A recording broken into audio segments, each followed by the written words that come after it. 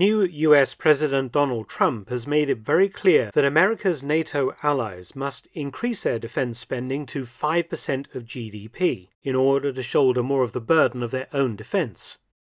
This is particularly pertinent in my country, Great Britain, which has seen defense spending decline massively over the past 3 decades, from 4.1% in 1990 to only 2.3% today, reflected in 30-plus years of shrinkage and reductions, but plenty of fresh conflicts to manage with less equipment, less investment and less personnel.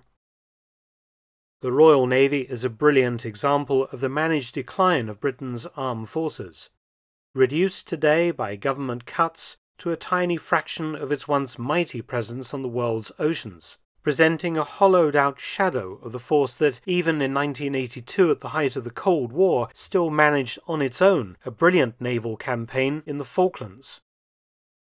Those days are well and truly over, and Britain now has, and has had for quite a long time, the ludicrous situation of having more admirals than warships.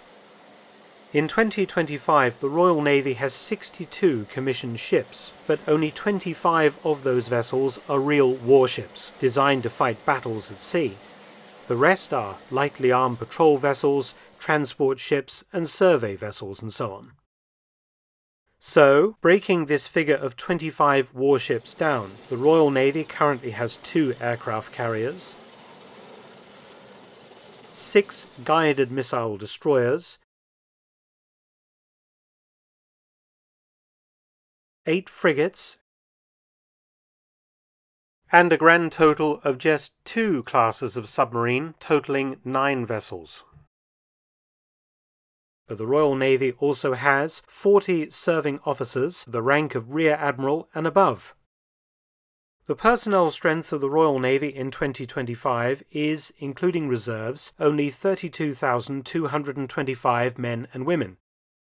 This means that there is an admiral for every 805 sailors. I did some digging, and fortunately Hansard, the record of everything said in the House of Commons, contains information about the state of Britain's armed forces at the beginning of World War II in September 1939. The Royal Navy then was the most powerful force on Earth. It dwarfed all other navies, including the United States Navy. It had at the time 1,400 commissioned vessels, of which 367 were fighting ships. This was broken down to 4 aircraft carriers, 15 battleships and battle cruisers, 16 heavy cruisers, 43 light cruisers, 184 destroyers, 45 large escort and patrol vessels, and 60 submarines. In 1939, the Royal Navy somehow had to manage with only 53 admirals, only 13 more than in 2025, yet had a personnel strength of 200,000.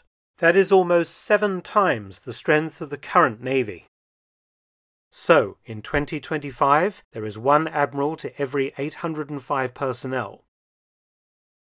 In 1939, it was 1 admiral to every 3,773 sailors. Obviously, I'm not suggesting that Britain needs a navy as huge as in 1939. Its purpose then was to police the world's biggest empire, now long gone. But it seems to illustrate the inflation in the number of admirals as the navy shrinks. 53, commanding a force of 200,000 personnel and 1,400 vessels in 1939, compared to 40 admirals today leading a force of 32,000 personnel and only 62 commissioned ships. If we applied 1939 standards to the current Royal Navy, it would need only about 9 admirals. So it appears that as successive governments have engineered the shrinkage of the Royal Navy since the end of the war, and particularly since the end of the Cold War, the number of admirals has not kept pace with these reductions and remains very high. The more informed among you may actually have noted that I've missed out one of the admirals. There should really be 41 in 2025. Well, who is the person I missed out? Well, I missed out the Lord High Admiral, the head of the Royal Navy. Admiral of the Fleet, His Majesty the King. Now, King Charles III wears the uniform of an Admiral of the Fleet, but he doesn't really have any power or say over the running of the Royal Navy. So it's a titular post, a sort of ceremonial post. Whether he gets paid or not, I don't know. We'll return to Charles at the end of this video for some rather illuminating information. Almost every admiral, perhaps all of them, is currently serving on land, as they have no reason to go to sea and command large groups of warships, as they did in 1939, primarily because Britain can no longer deploy large numbers of warships to sea, as we simply don't have large numbers of warships. What we do have are a small number of warships, with quite a number of them currently in refit, mothballed, or lacking sufficient crew due to the dire state of Royal Navy recruitment. So, for example, of the destroyers, 6 are in commissioned service, but only 2 of them are actually in active service today. The rest are in refit. Of the Type 23 frigates, 8 are commissioned and 6 are in active service, with 2 currently being refitted. You can imagine if we were to involve ourselves in some kind of conflict or emergency, could the Royal Navy cope and still maintain its other duties around the world? I very much doubt it. How would our Royal Navy cope in the event of another Falklands crisis, for example? In 1982, the Falklands Task Force consisted of 2 aircraft carriers, 8 destroyers, 16 frigates and 6 submarines, plus many other Royal Navy vessels and auxiliaries, and still the Navy maintained its presence around the rest of the world as well.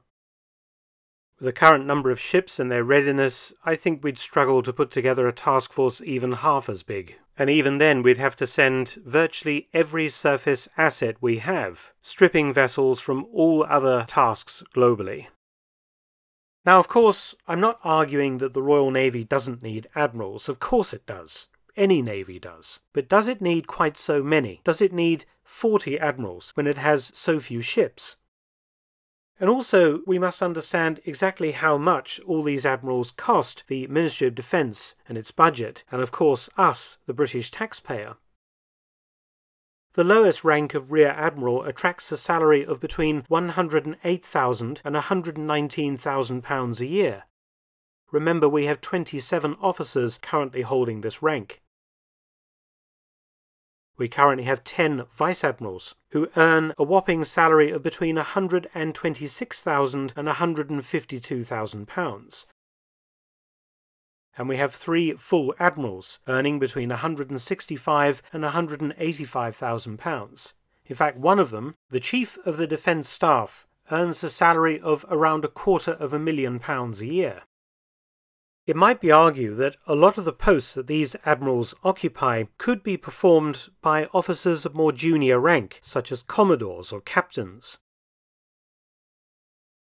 Something else commented on recently in newspapers is the point that the King and his eldest son, the Prince of Wales, both holding ranks in the Royal Navy, do receive money from the Navy because of their hereditary positions as the Duke of Lancaster and Duke of Cornwall, respectively. These duchies provide private income streams for both royals, equating to over £20 million each per year, and the Duchy of Cornwall lands include quite a bit associated with the Royal Navy. So in the last 20 years, the Duchy of Cornwall has charged the Ministry of Defence at least £900,000 for the right to moor boats on the waters surrounding the Royal Naval College, Dartmouth, used by officer cadets under training. In Plymouth, home of a major Royal Navy base, a deal was made in 2017 that requires the Royal Navy to pay to the Duchy of Cornwall £10,000 a year for 125 years to access one of its own naval oil depots, so it can refuel its ships. The Royal Navy also pays Prince William £3,250 a year to use a single jetty, built at a cost to the taxpayer of £900,000. Make of all that what you will. I'd be very interested to read the comments of serving members of the Royal Navy and Royal Naval Reserve, and those who are retired. What do you think about the current situation of the Royal Navy? Is it fit for purpose, and should we have 40 admirals when we only have 25 actual warships?